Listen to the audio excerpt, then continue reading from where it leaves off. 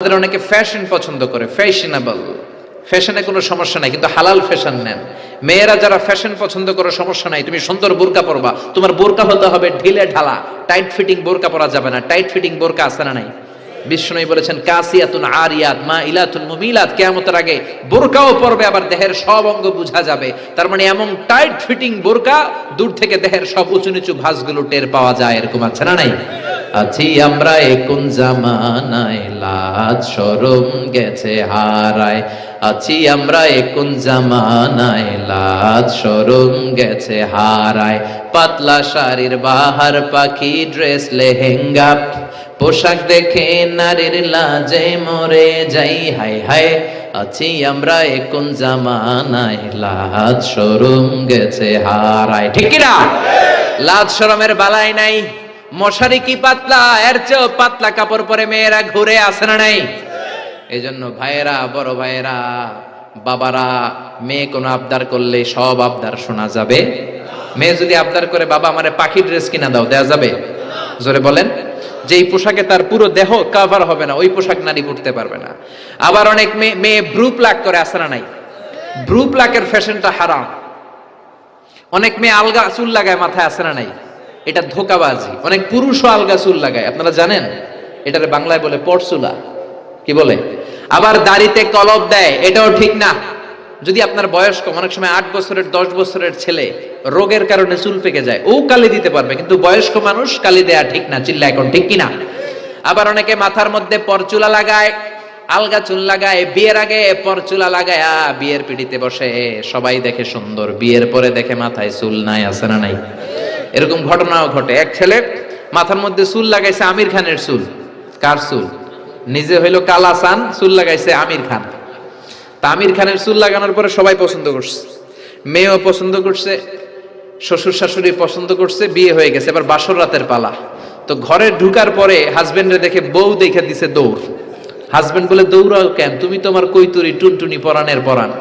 বউ কয়, তুমি তো আমার জামাই না, আগে ছিল একরকম, এখন আর একরকম। তুমি আমার জামাই হইলে তোমার সাদে মাল কই, মানে সাদে চুল কই?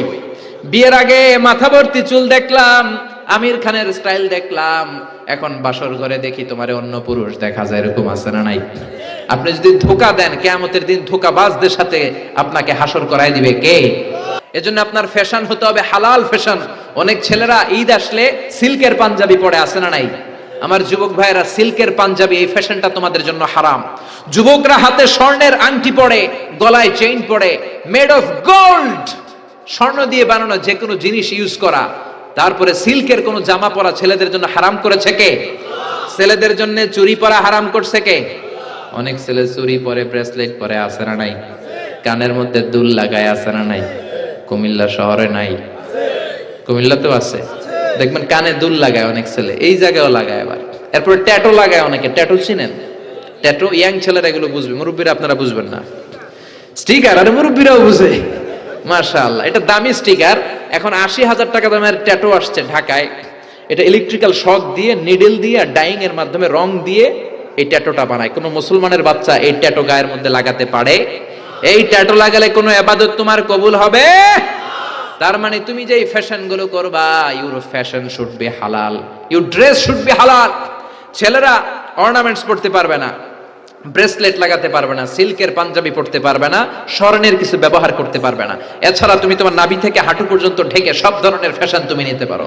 নতুন একটা ফ্যাশন এসেছে, চুলের এই দুই দিকে একেবারে মাথার সাথে মিলায় চুল কাটে, আর এদিক দিয়ে ঘোড়ার মতো রাখা, আছে না নাই? আমি এটার নাম দিয়েছি হর্স কাটিং। কি কাটিং? ঘোড়া কাটিং।